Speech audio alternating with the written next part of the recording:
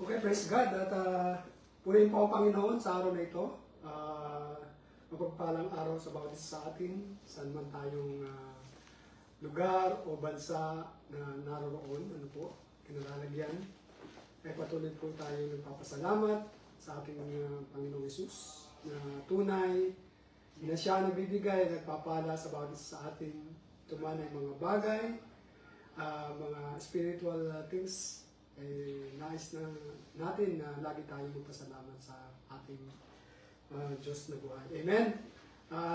Welcome po sa Fundamental Truth of Jesus Christ Worldwide Ministry.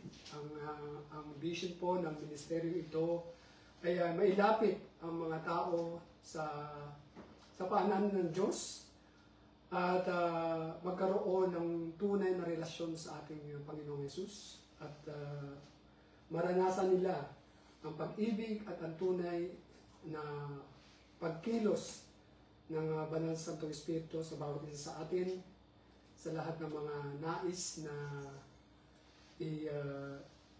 iparanas ng ating Diyos sa bawat mga tao pang nangangailangan ng tunay na relasyon sa ating Diyos na buhay. Amen? Ito pong ministry pong Fundamental Truth of Jesus Christ Worldwide Ministry. Ito po ay pinangunahan ng ating mahal na Apostle Edmond Ibanez dito po sa Netherlands. Siya po yung ating head pastor ng ministry ito. Praise God! At sa oras na ito, ihanda natin ang ating sarili, ang ating spiritual mind, spiritual heart. At tayo po ay buksan natin ang ating spiritual ears upang marinig natin at maunawaan natin ang ipararating na mensahe ng ating Diyos na buhay. Ito nga po, by the way, ito po si Reverend Tricky Oblea dito po sa Netherlands. Praise the Lord. Hallelujah. At sa next year, meron po tayong gaganapin sa Pilipinas ng isang RRG. Praise the Lord. At kung sino pong nais sumama o sumali dito sa RRG, diyan po sa Pilipinas gagawin. Amen. Praise the Lord. Hallelujah. At dumako na po tayo sa mensahe ng ating Diyos. Amen. It's about unshakable. Amen. Unshakable. Praise the Lord. Samahan po ninyo ako sa Acts chapter 4 verse 29. Sabi dito. Praise the Lord. Yes. Sabi dito, and now, Lord, look upon their threats and grant to your servants to continue to speak your word with all boldness. Praise God. Tayo po ay saglit na manalangin. O Father God, maraming salamat po sa oras na ito. Natunay nga po na napakabuti mo. Ikaw ang Diyos na hindi nagbabago noon, ngayon at magpakailan pa man. You are the Lord of Lords and King of Kings, O God. Ikaw ang nagpo-provide ng lahat ng aming pangangailangan. Jehovah Jireh. Ikaw ang nagbibigay kalakasan at bibigay, Lord, na kagalingan sa mga sakit karamdaman. Jehovah Rapha. Maraming salamat po at tunay nga po, nagpapasalamat kami sa pangalan ni Jesus sa lahat ng biyayang pinagkaloob mo sa amin sa araw na ito. Tunay nga, apart from you, we can do nothing. Salamat Holy Spirit, samahan mo kami sa araw na ito, sa pakikinig ng iyong salita sa oras na ito. At tunay nga sa araw na ito, ay tunay na kami ay pinagpala mo na.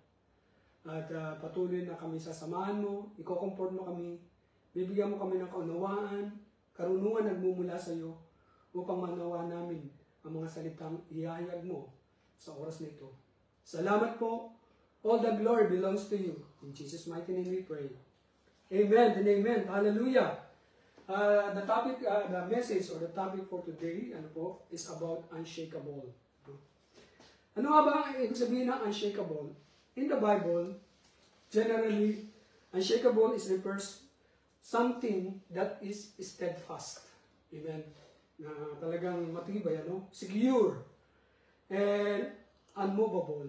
Hindi siya nagagalaw o hindi siya natitinag. Amen. Especially na tayo po ay nakakaranas na about spiritual things, ano po, nakakaranas tayo ng mga trials or challenges sa buhay natin or our uncertainty na it's hindi natin alam kung ano yung dadating pa na sa buhay natin. Amen. Kaya maging ano tayo, maging matibay, unshakable. And ito ay nagsisignifies ng kalakasan. It signifies strength, reliability, ano po? And a foundation that cannot be disturbed or overtuned. Amen. That is means unshakable. Ano, talagang nandun, may kalakasan, meron tayong reliability. Nandun yung talagang ito yung aking pinaghahawakan. Yun ang ibig sabihin. Ito yung pinaghahawakan kong salita ng Diyos. Dahil ang Diyos ang unshakable God. Amen. Hallelujah. And ang term parati dito, unshakable, terms is often associated with faith. Ano, meron tayong pananampalataya na hindi ito wavering, ano? Hindi ito, this is unwavering, ano? Pag tayo po ay pinanghawakan natin ang salita ng Diyos, yung promise ng Lord, hindi ito nababago. Amen. Faith, God's promises, and the eternal nature of His kingdom. Amen. Kaya nga po mayroong mga konsepto or the key of context, context in which the concept of being unshakable appears in the Bible. Kung babasahin po natin at pag-aaral natin ang salita ng Diyos, ang Bible, marami pong mga konsepto or mga susi or context na nagbibigay sa atin na pinapaliwanag sa atin about the unshakable. Katulad na lang po sa Matthew chapter 12 verse 28. The kingdom of God is unshakable kingdom. Amen. God's unshakable kingdom. In Hebrews chapter 12 verse 28, ano sabi doon? Therefore, let us be grateful for receiving a kingdom that cannot be shaken. Amen. Ang kaharian ng Diyos, hindi ito matitinag. Lagi itong matibay, solid talaga. And thus let us offer to God acceptable worship with reverence and awe. Amen. Kaya po yung verse na to, na binasa natin, is the highlights that God's kingdom is eternal and immovable. It contrasts the temporary nature. Nakaano po ito, it contrasts the temporary nature. Kasi ito yung temporary nature, yung nakikita natin. Of earthly things with the permanence of God's rule. Amen. Kaya, tunay na ang kaharian ng Diyos ay hindi ito maguguho, hindi ito mawala. Lagi itong nananatiling matibay. Amen. Another thing, in Psalms chapter 62 verse 6, ano sabi dito? Unshakable faith. Truly, He is my rock and my salvation. Ito yung ano ni David, yung kanyang pinangahawakan. That truly, He is my rock and my salvation. He is my fortress. I will not be shaken. I will not be shaken, sabi ni David dito. Amen. The same thing with us. Lagi nating sasabihin natin lagi, ang Diyos ay kasama natin. I will not be shaken. Amen. Katulad ng sinabi ni David. This speaks to the steadfastness of faith in God as a protector and our Savior. Kaya nga po, when someone places their trust in God, kung ang bawat isa sa atin, tayo po nananatili, yung ating pananampalataya ay nasa Diyos, our faith becomes unshakable because our God is unshakable. Regardless of life's storms. Kung ano man mga sakuna or ano mang sa ating personal o problema, Pag tayo po ay nananatili yung ating pananampalataya sa Kanya, we are not shakeable. Amen? Any kinds, regardless of a life's storms sa bawat isa sa atin. Another thing, sa Matthew chapter 7 verse 25, about the a firm foundation. Di ba may awit nga si Don Moen, di ba? A firm foundation. Okay, praise God. Sabi dito, therefore, everyone who hears this word of mine and put them into practice is like a wise man who built his house on the rock.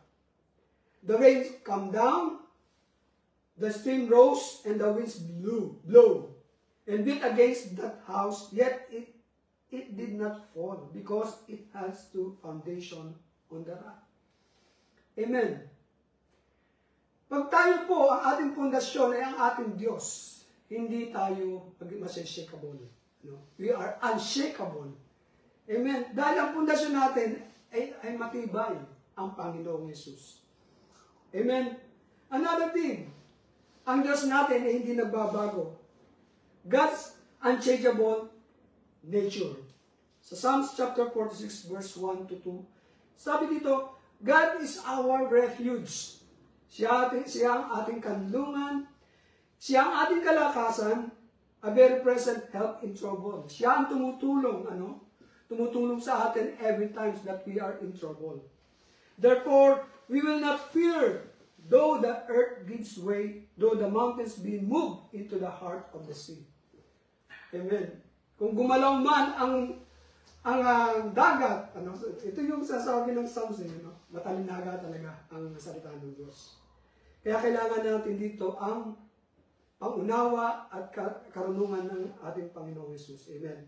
Kaya nga dito sa Psalms 46 verse 1 to 2, sinasabi po dito, this passage emphasizes that God's strength and presence make His people unshakable. Amen. Even in the most chaotic and frightened circumstances. Chaos. So that's chaos. Nakakatakot. Siyempre, sa ngayon, sa panahon ngayon, naririnig natin in TikTok, in social media, ang nakakatakot talaga. Merong mangyayaring gera, mangyayaring ganito, tagutom o problema ng isang bansa o buong mundo. Talagang kung atin matutunghayan at makikita ang nangyayari sa buong mundo, nakakatakot talaga. But, praise the Lord, our God's unchanging natures, ay nandun, hindi pa rin siya nagbabago. Humawak lang tayo sa kanyang salita.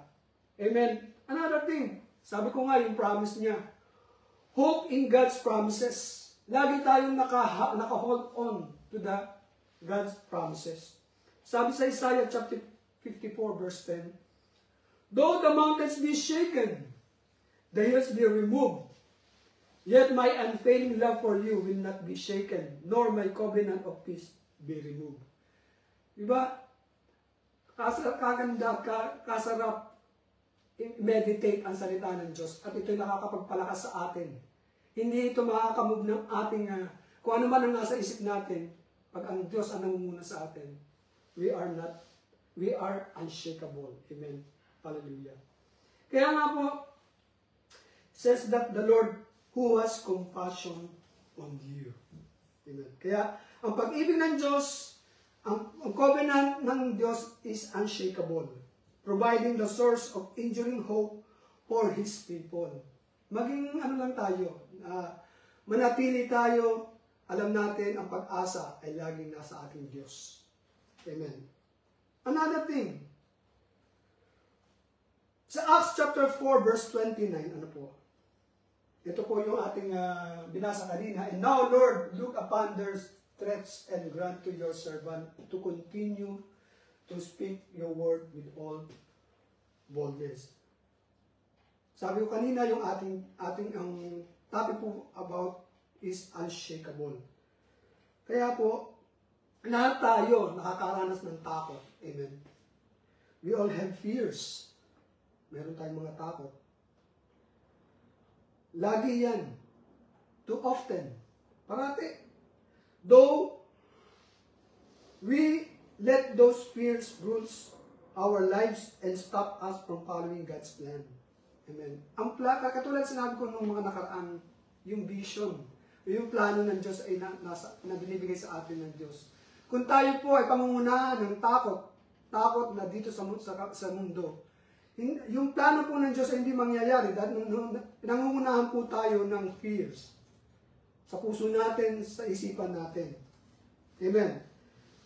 Kung tayo po, when we face people and situation na nagte-threaten sa atin to destroy us, to destroy you, our witness for Christ,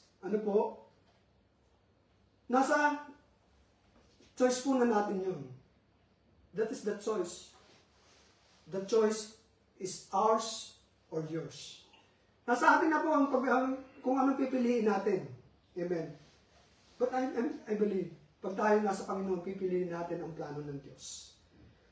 Ito man ay nakakatakot, ito man ay will you succumb to your fears or will stand up for God despite those fears?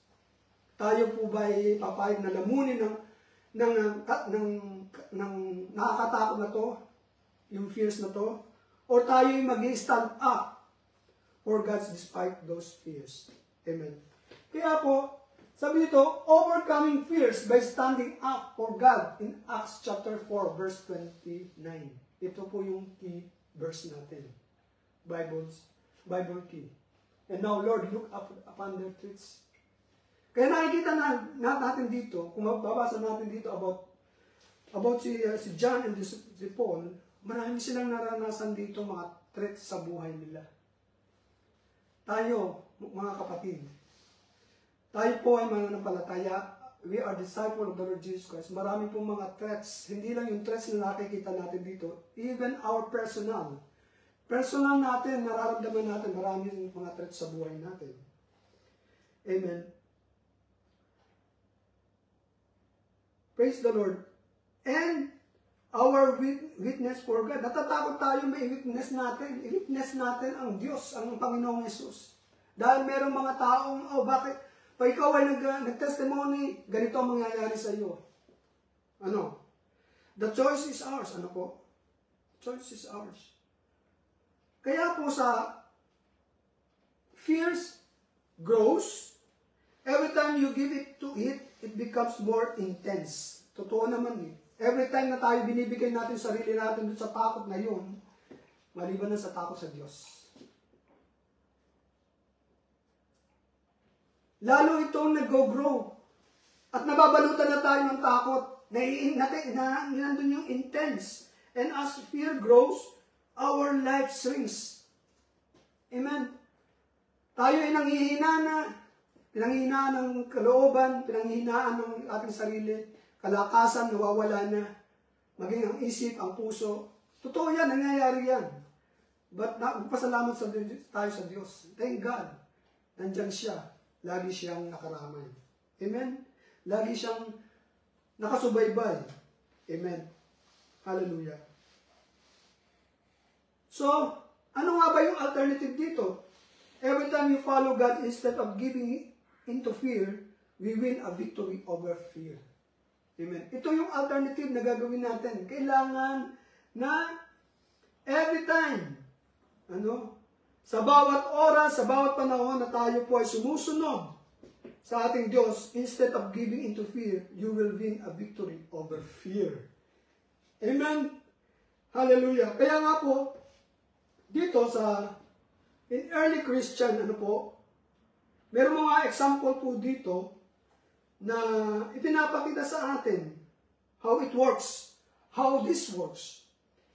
Sila po ay they face all kinds of opposition, all kinds of persecution. Kaya po dito sa Book of Acts, pinapakita dito kung paano gumagalaw o nagtatrabaho or gumagalaw ang kapangyarihan ng Diyos through the lives of these believers as they stood up to their fears. Sila po ay nananatili na sila ay still standing for God. Amen? Hallelujah. Katulad po sa Acts chapter 4 na sinasabi sa istoryang ito, na sa si Peter at si John, coming up against fierce opposition when they boldly proclaim Jesus. Sila po ay, hindi sila, kung sa pag-aaral, hindi sila nakaano ng mataas na level ng pag-aaral. Pero purihin po ang Panginoon.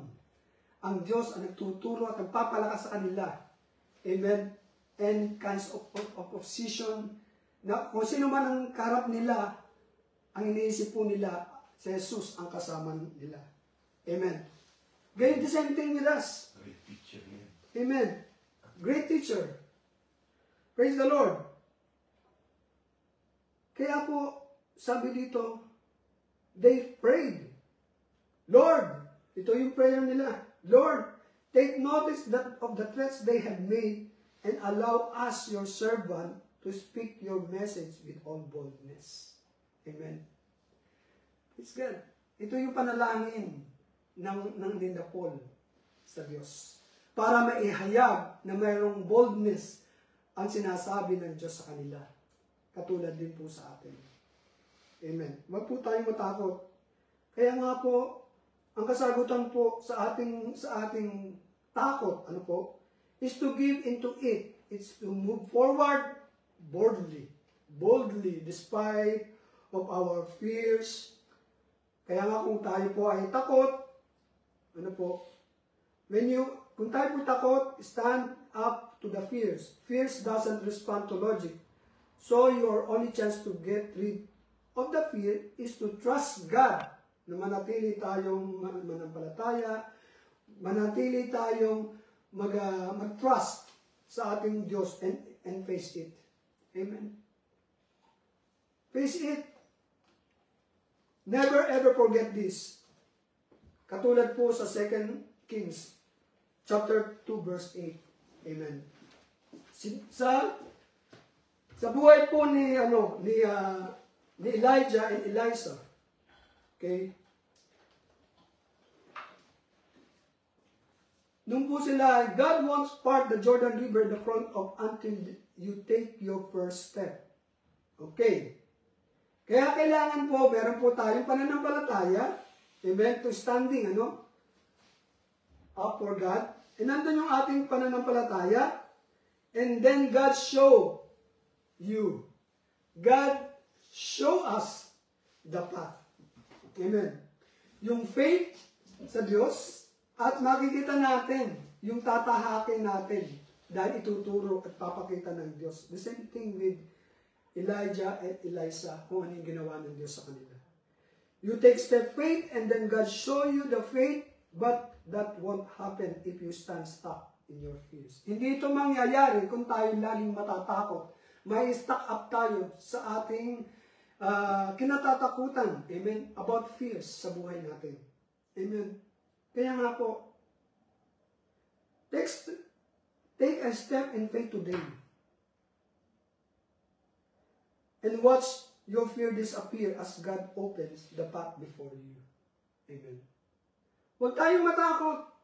Instead, harapin natin ito, kasama natin ang Diyos. At ipapakita ng Diyos yung magiging direction natin. Amen. Yung promise na promise ng Diyos na pinagkaloob sa atin. Ano man yung prayer mo, kapatid? Ano yung prayer natin sa buhay natin? Kung tayo po nakakaranas sa ating dinadaanan, sa ating sitwasyon, to overcome these fears, is to trust in God. Trust in Him, and He will show the path. And there is a reward at the end. Amen? Hallelujah. Another thing, you can know something without learning. In Daniel chapter 5 verse 22. Sabi dito, and you, his son, Belshazzar, have not humbled your heart, though you knew all this. Amen. Marami tayong alam sa Biblia. Alam natin ang salita ng Diyos. Kaya nga, you can know something without learning it. Kailangan pala natin dito, isagawa natin. Gawin natin, sundin natin yung sinasabi ng Diyos. Sundin natin ang sinasabi ng Biblia. Kaya nga dito, ang Diyos, hindi po tayo tinuturuan ng God won't teach us something anew until we put into practice what He already taught us. Amen. Kaya ang Diyos, meron pong tinuturo sa atin, kailangan alam natin ang salita ng Diyos, alam natin ang mga sinasabi ng Diyos, pero kailangan sumunod po tayo to take an action. To take an action kung ano yung tinuturo sa atin ng Diyos. He is not in the business of simply satisfying our curiosity. Amen. Sinasabi niya sa atin that something and waits for you to action. Wait for us to action it. Kailangan sundin natin ito.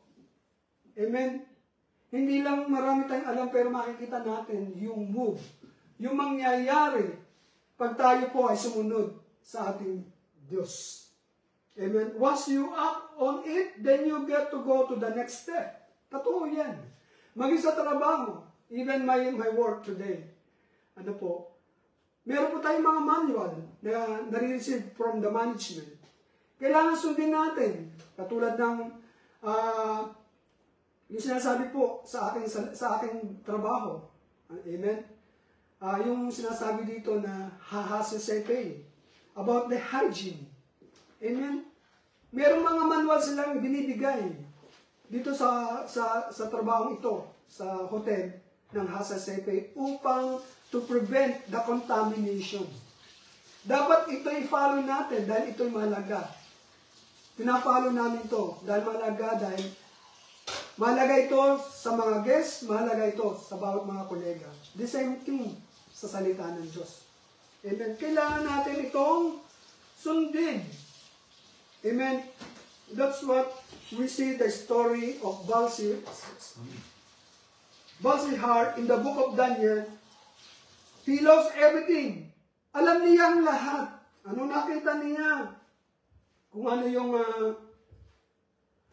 yung mga nakaraan. Yung tama, pero hindi ito ginagawa. Ano po nangyari sa kanya? Ano po ang nangyari?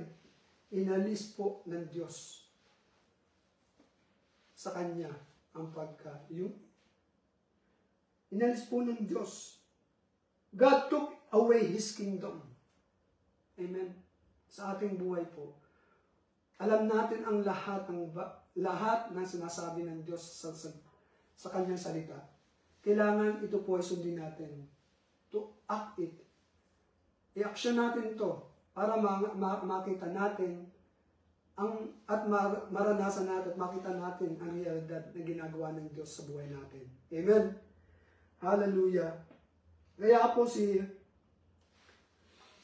Belshazzar, nakita niya si Nebuchadnezzar, literary, nawala ang kanyang, lose his mind for about 7 years because of pride.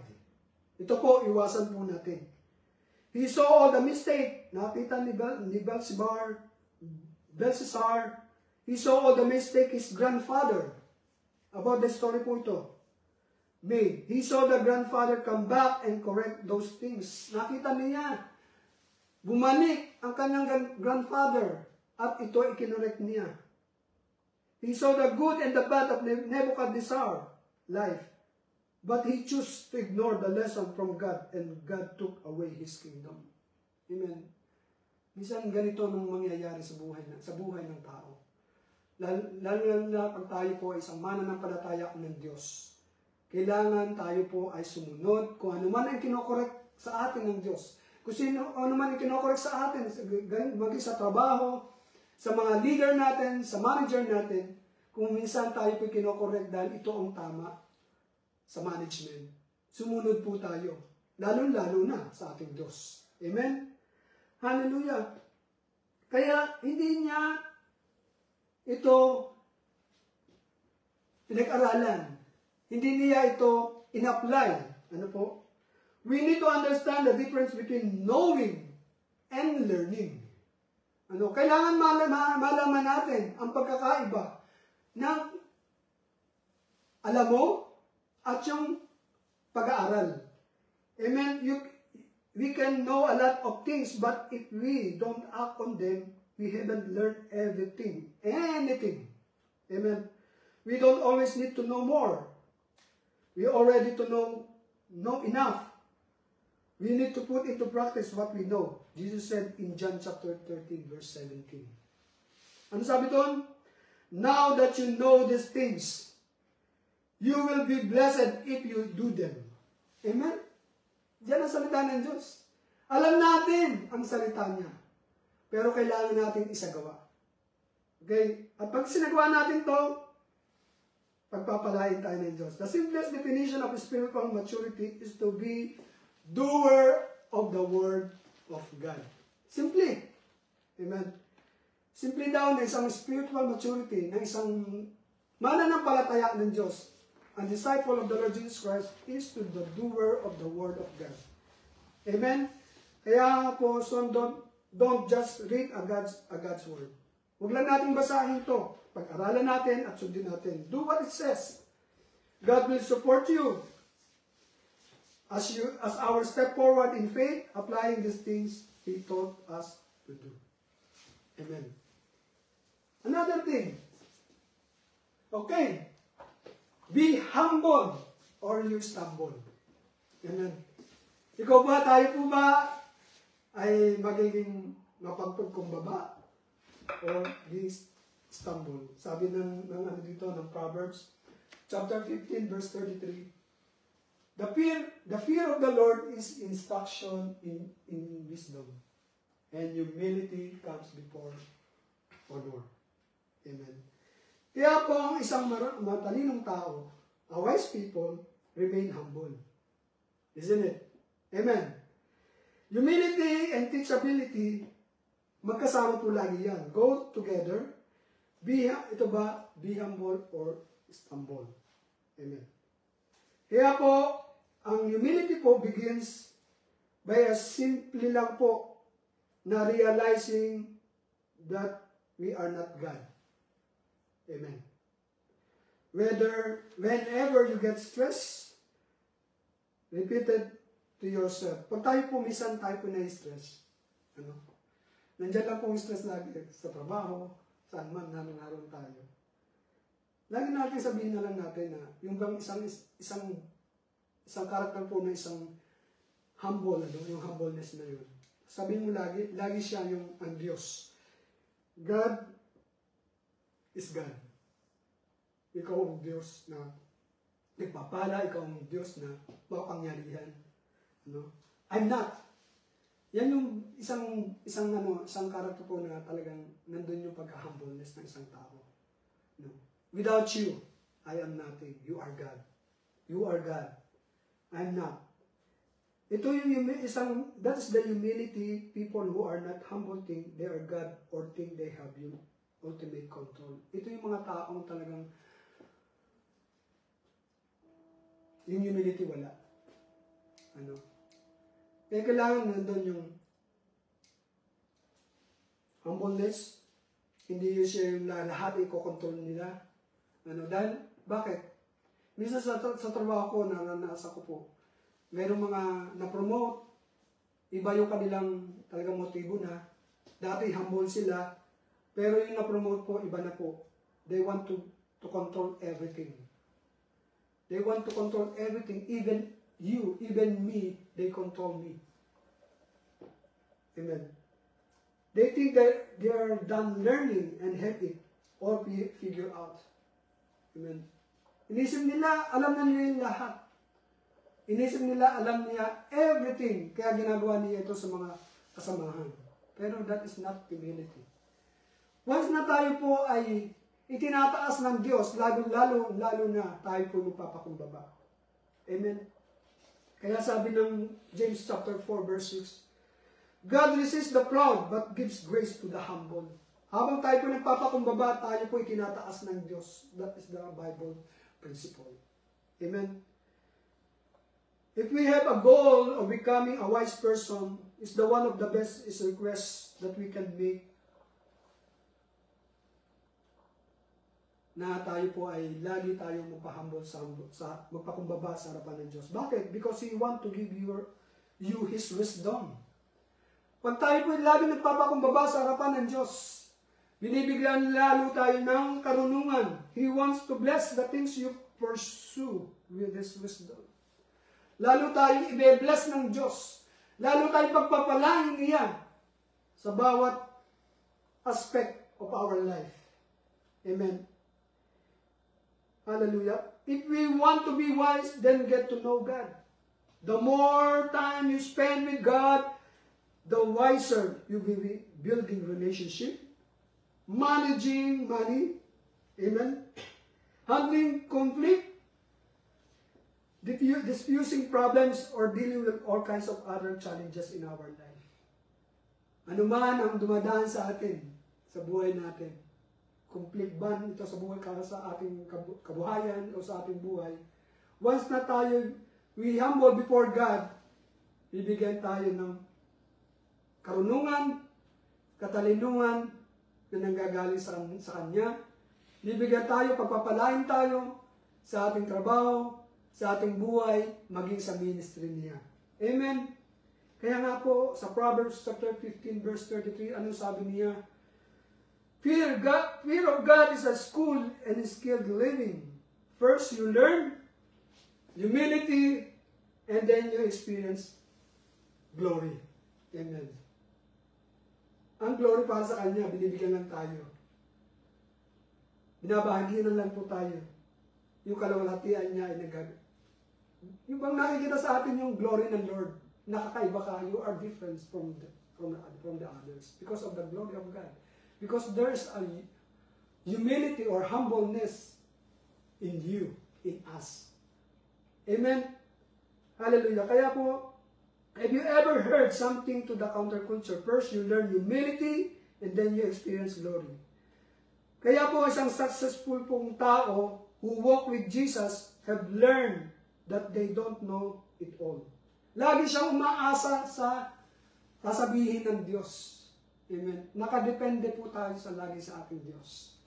And they learn to be depend on the only one who does. Ang ating Panginoong Jesus. Kaya nga po yung glory na sinasabi po dito, Bible talks about is also not like most people imagine. You can have it all in this world and not experience true glory. Lahat makaakin mo, magkakaroon ka dito sa mundong ito. Hindi ito yung glory na sinasabi ng Diyos. Kung hindi tayo susunod sa ating Panginoon.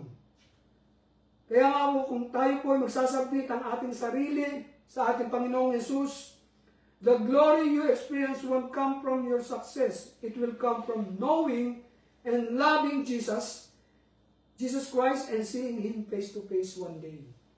Nandun yung glory one day. We face at the end. We face God one day in the end. Amen? Hallelujah. You don't get there making more of yourself by humbling yourself and being in awe of God. Amen? Kaya kailangan be humble. Habang tayo napapakumbaba, nagiging tayo malakas. Dahil ang Diyos, ang nagpapalit nito, yung ating kahinaan, pinapalakas tayo. Amen? Kaya nga po, humility says, we can learn from anyone. We don't know it all. No one does. That's why we need to remain teachable. Lagi tayong magpaturo. Lagi tayong magpakumbaba and lifelong learners. Lagi tayong mag-aral ng salita ng Diyos. Amen. Yan ang isang karakter ng isang mapagkumbaba. Lagi siya nagpapaturo. Lagi siya nag-aaral dahil gusto mong malaman o matutunan ang sasabihin ng Diyos sa iyo. Maging sa ating trabaho o lagi sa mga estudyante. Amen. Lagi silang nag-aaral dahil gusto nilang malaman kung ano man yung kanilang kinuhang course sa school. Amen. Kaya nga po, at the end, dito po ako magtatapos sa isang conclusion. Sabi ito, humility says says you can learn from anyone. You don't know it all. No one does. That's why we need to remain teachable, humble, and lifelong learners. Lagi tayong, alam mo na lahat, okay. Praise God. Pero nais ng Diyos na tayo laging mag-aral, magpaturo, at magpakumbaba. Amen? Hallelujah. Praise God. And I believe, sa salita po ng Diyos na binigay sa atin, o nihayag sa atin, ay meron tayong matutunan sa araw na ito. To become unshakable. Amen? Hallelujah. Praise the Lord. Tayo po ay manalangin. Hallelujah, Jesus. Maraming salamat po sa araw na ito, sa iyong katuruan, about unshakable. At kami nananampalataya sa iyo, napapatuloy ang bawat isa sa amin, pinagpatuloy na nagpapakumbaba, itataas mo ang buhay ng level ng buhay namin, Panginoon, sa pangalan ni Jesus. Ang dalangin ko sa oras na ito, sa mayroong sakit karamdaman, ito man ay physical, emotional, spiritual, Lord, I pray the complete healing upon their life. Sa kanilang physical body, Lord, idaloy mo kapangyarihan ng banal na dugo ni Jesus sa kanilang buong katawan. Anong mga klaseng sakit karamdaman. Lord, right now, I pray and I believe they are already healed by you in Jesus' mighty name. Sa mga nangangailangan ng trabaho, maging sa financial blessing, Lord, idaloy mo, Panginoon, iparanas mo sa kanila like a river flow. Flow, O God, in Jesus' mighty name, ang pagpapalang itong financial. Maging sa trabaho, pinag-applyan nila. Maging sa mga estudyante. Lord, let the favor upon favor na maranasan sa buhay nila, Panginoon, sa pangalan ni Jesus. Maging sa pamilya, Lord, we pray in one accord na isang pamilyang ito ay magkakasama-sama, Panginoon, at magpupul sa iyo at maglilingkod sa iyo in one accord, O God, in Jesus' mighty name. And Lord, we pray, O God, sa ministry ito, ng fundamental truth of Jesus Christ Worldwide Ministry. Gamitin mo po ito, Panginoon, sa ikakalaganap ng iyong salita, maging saan mang lugar ng mundong ito, ay ma-reach out sila, Panginoon. Use this ministry, O God, for your glory alone. In Jesus' mighty name. Hallelujah. Maraming salamat po at sa oras na ito, kami ay pinagpala mo na lahat ay tunay, nandun ang to renew our strength, O God, renew our mind, O God. Maraming salamat po at tunay nga kung wala ka sa buhay namin, wala kami magagawa. Hayaan mo sa bawat araw, bawat oras, bawat panahon, maging always independent unto you, Lord. In Jesus' mighty name. Maraming salamat po at tunay nga napakabuti mo. Binabalik namin sa iyo ang lahat ng papuri, pasasalamat, kaluwalhatian ay para lang sa iyo. In Jesus' mighty name, amen and amen. Maraming salamat po at tunay na tayo po ay pinagpala ng Diyos. At next time or next week, tayo po ay muling magkikita-kita at makarinig muli tayo ng panibagong mensahe na magbibigay sa atin ng kalakasan, magbibigay sa atin na tayo maging matibay ang ating pamumuhay bilang spiritual, bilang tayo ay sumusunod sa ating Diyos na buhay. Amen. God bless you all.